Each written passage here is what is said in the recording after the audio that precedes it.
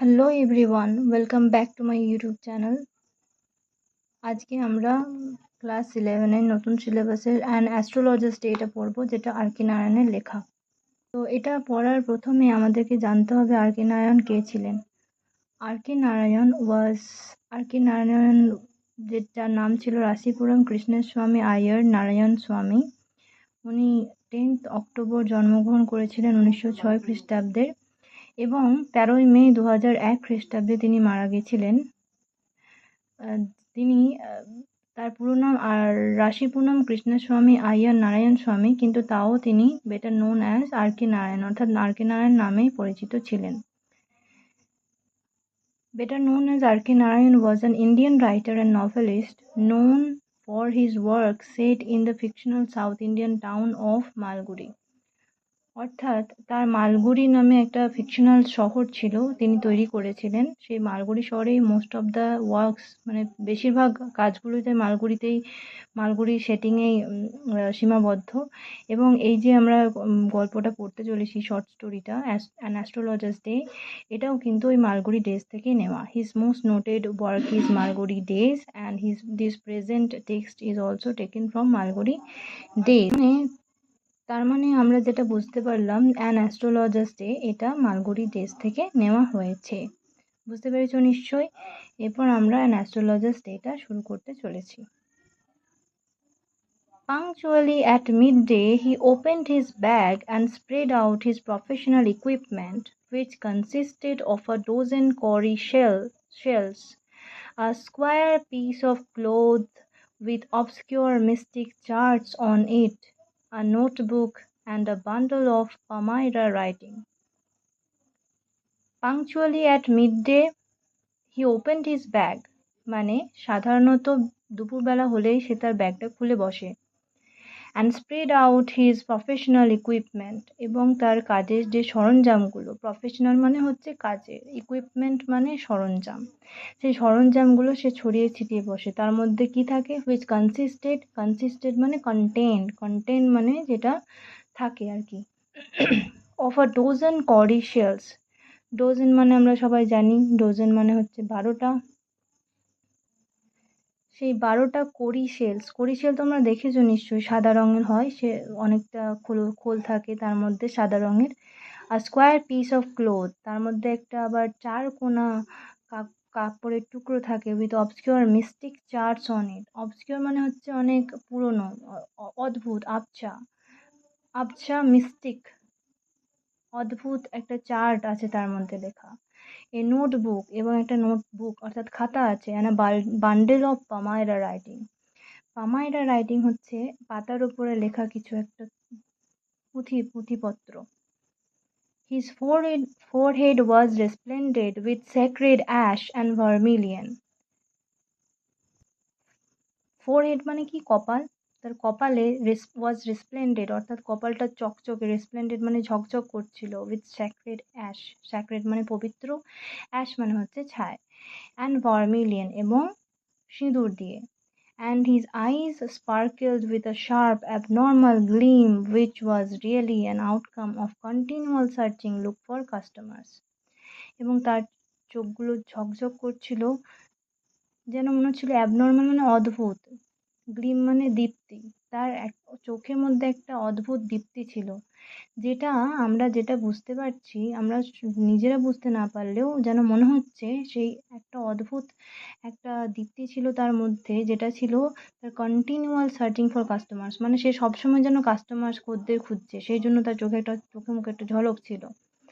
But which his simple clients took to be prophetic light and feel comforted, কিন্তু তার যে কাস্টমার্সরা ছিল তারা ভাবছিল এটা হচ্ছে প্রফেটিক লাইট, অর্থাৎ একটা ঐশ্বরিক একটা আলো তার মধ্যে আছে, তার মধ্যে একটা গরিমা আছে, এবং তারা সন্তুষ্ট থাকছিল এটা ভেবে।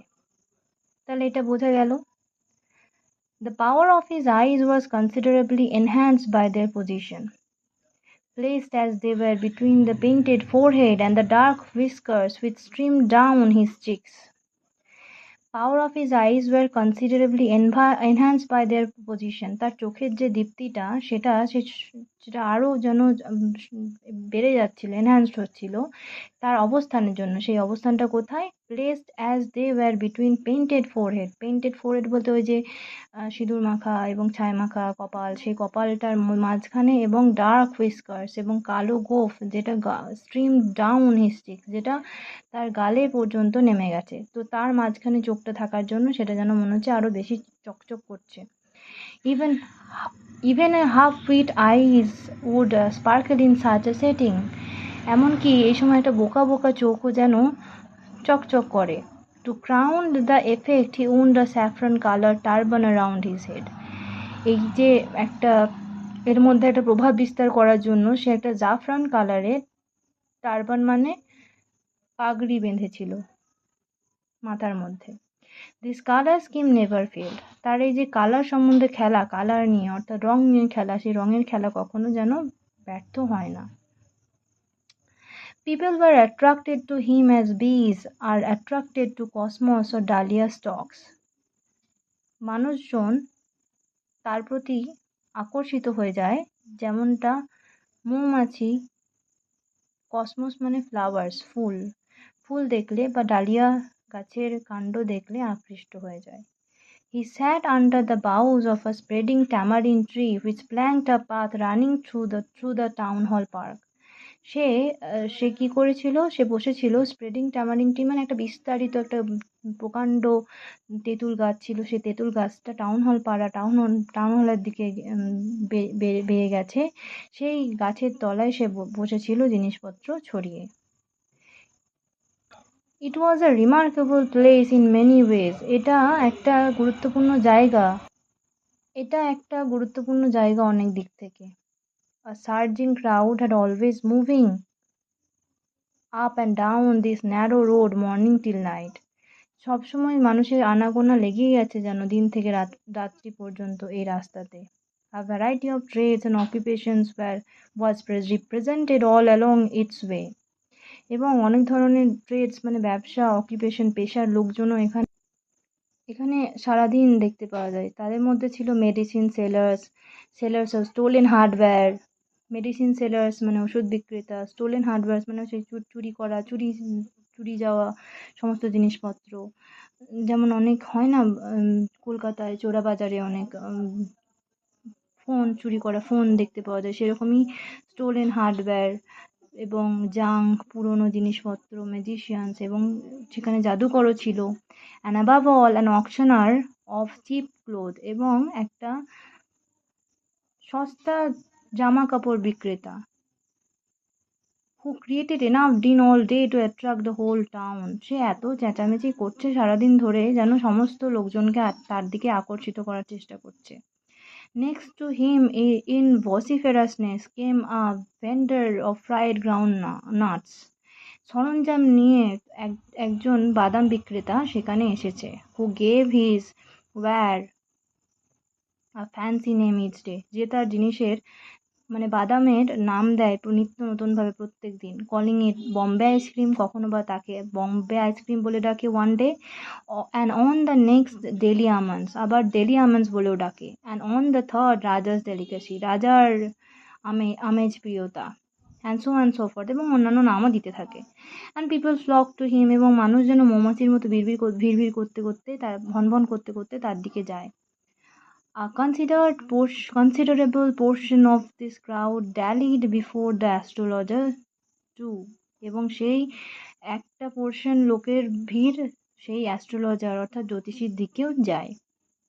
The astrologer transacted his business by the light of a flare which crackled and smoked up above the groundnut heap nearby. আসলে বলতে গেলে অ্যাস্ট্রোলজার যেখানটাতে থাকেন অর্থাৎ ওই ট্যামারিন গাছের নিচে, সেখানে কোনো আলো নেই। সে শুধুমাত্র যেটুকু আলো গ্রাউন্ডনাট অর্থাৎ বাদাম বিক্রেতার স্টল থেকে আসে, সেই আসা আলো থেকেই সে তার ব্যবসা চালিয়ে যায়। আজকে এতটুকুই। পরের দিন আমরা আবার পরের পোর্শনটা পড়ব।